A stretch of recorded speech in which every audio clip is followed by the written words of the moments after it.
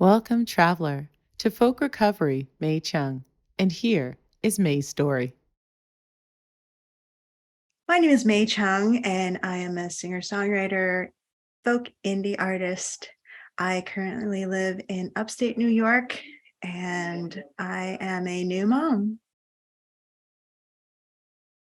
And I've been playing music I guess for a very long time, but I've uh,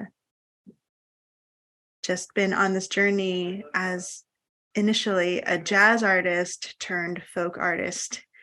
And I have an array of influences from both sides and beyond. So that's where I am. That's me. I am folk because my spirit is represented by the aesthetic, and beyond the aesthetic, the sort of vehicle that allows me to tell my stories. When you look at the definition of folk on Wikipedia, for example, you can see that the origins of folk music are very much defined by local communities or local like cultures and the music that they created pretty much just very in a raw fashion, with no structure or maybe no real influence from anywhere before, maybe just like oral tradition and I think tradition being that is the key. And I fell into the tradition of folk, simply because I love the aesthetic, but I also felt that folk music was the vehicle for me to tell my story, my life story, and it works for me.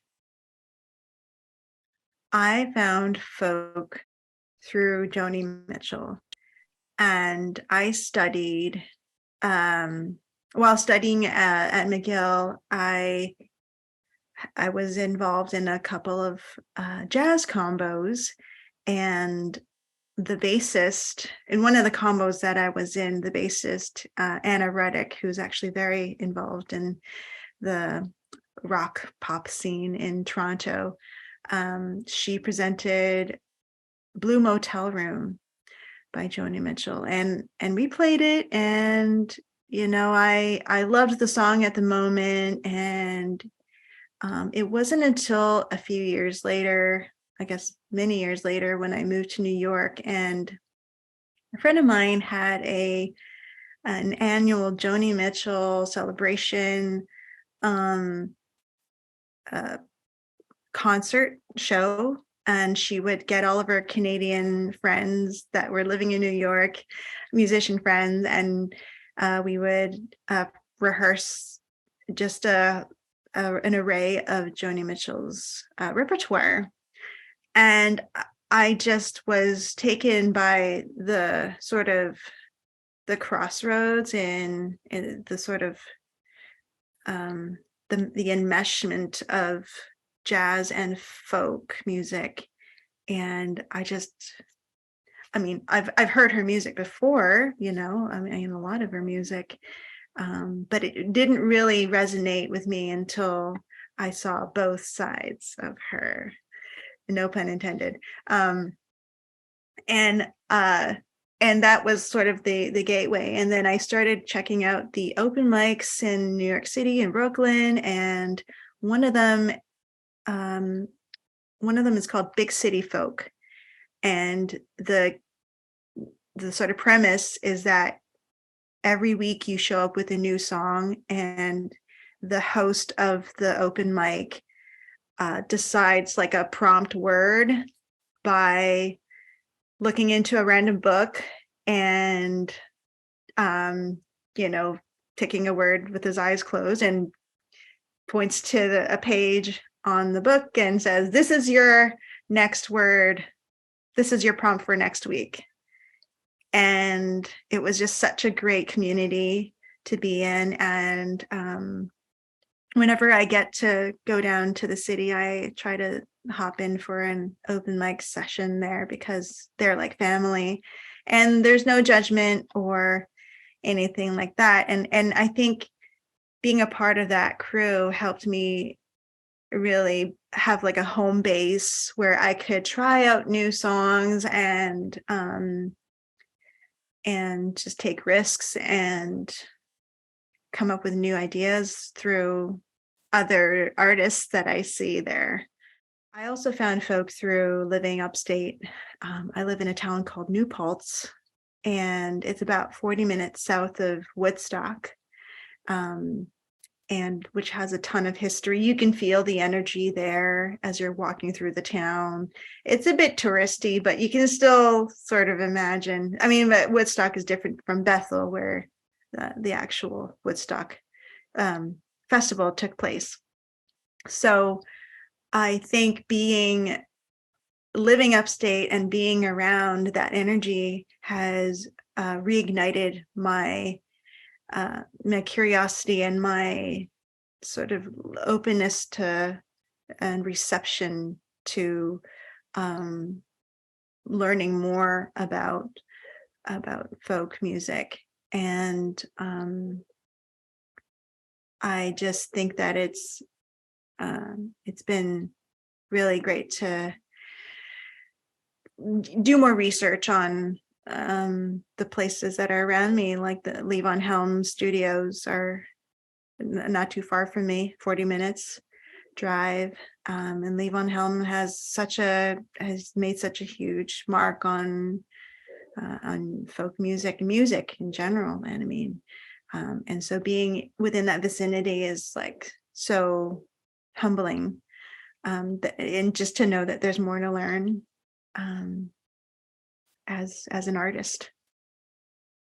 I see folk recovery in Canada as something that is blossoming. There's awareness, and there are many artists that come through. My hopes and dreams is for folk music to really take a renaissance and to have the sort of like seem sort of uplifting support and caliber as sort of these jazz festivals that happen.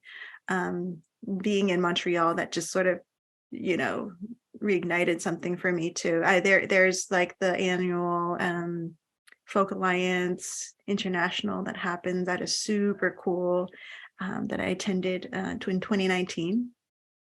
And those are great.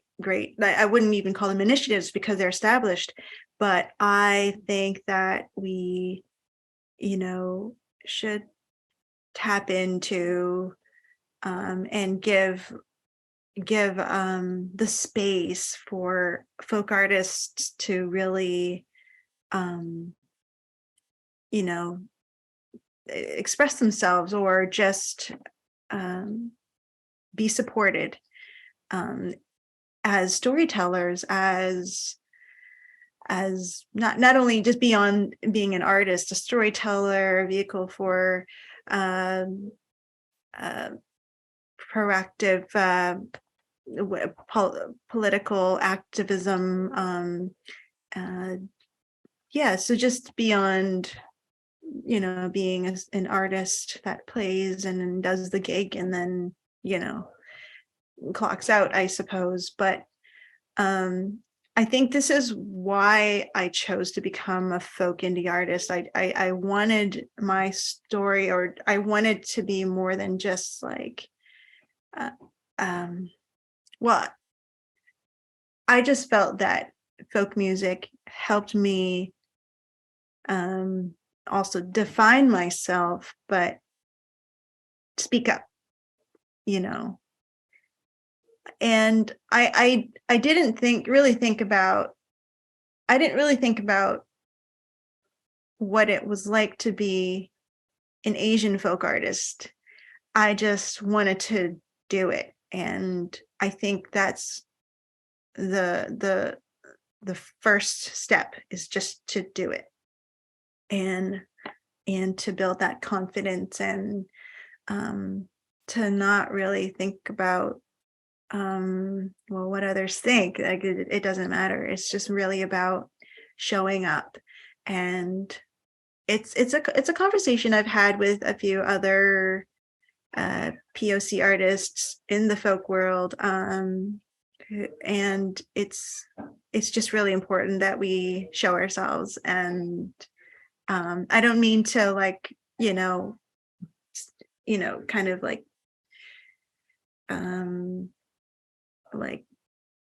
put ourselves in a sort of like special box or something, but I think that because visually I'm a minority in this vast world of in the music scene in general.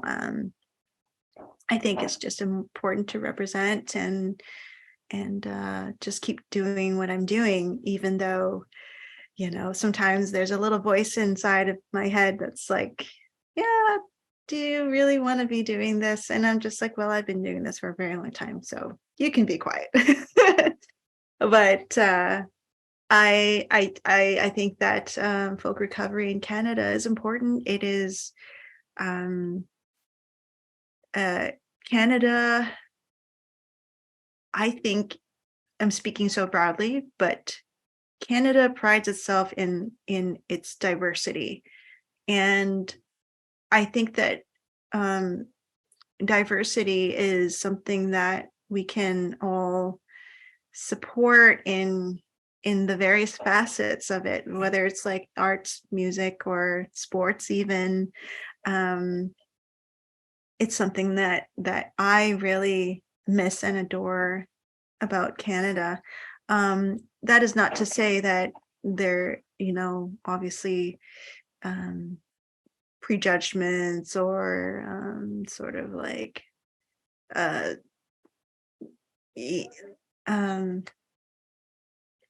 racism doesn't happen. It happens nonetheless, all the time, everywhere, every day. So yeah, that's what that's my thought on that. My final share with you, traveler, is to tell your story. And everyone has a story to tell, ups and downs, and you know the trials and tribulations of living this life. They come with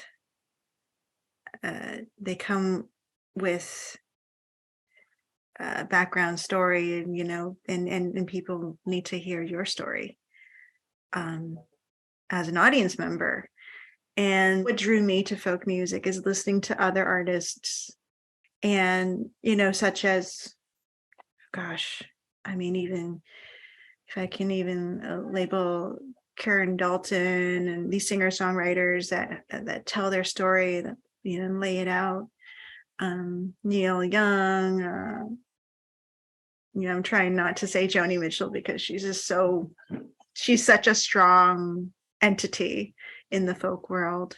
And Brandi Carlile, like it just keeps, the list just keeps going on and on. But when singer and songwriters tell their story, it's really because they lived it. And as an audience member, I encourage you to find your voice and tell it, and tell your story, whether it's through poetry, just simply recording it, because I feel like, why not give yourself a platform? Why not give yourself an outlet? It's the most healing thing that we can do for ourselves, to tell our story. And I think just as like a global thing, telling our story and healing through telling our story is the best thing we can do for each other, to improve, ameliorate our life quality and our just sort of existence as humans. Thank you, traveler, for joining us on this folk recovery oral history production, created by guest storytellers with contributions from Gaitrie Killings, ASL performer and advisor, Joni NehRita, folk community advisor and sound producer, Karen Young, technical producer, Stephanie Williams, assistant producer, Alyssa Matthews, station manager at CJRU 1280 AM, Allison Skirm, Special Collections and Liaison Librarian at Toronto Metropolitan University Libraries, Heather Hewitt, Folk Recovery Logo Designer, as well as Senior Artwork Specialist and Yogi. And special thanks to our friends, family, and community supporters, and to our funder, the Ontario Arts Council. I am Kijo Buchanan, narrator and executive producer. Ashe.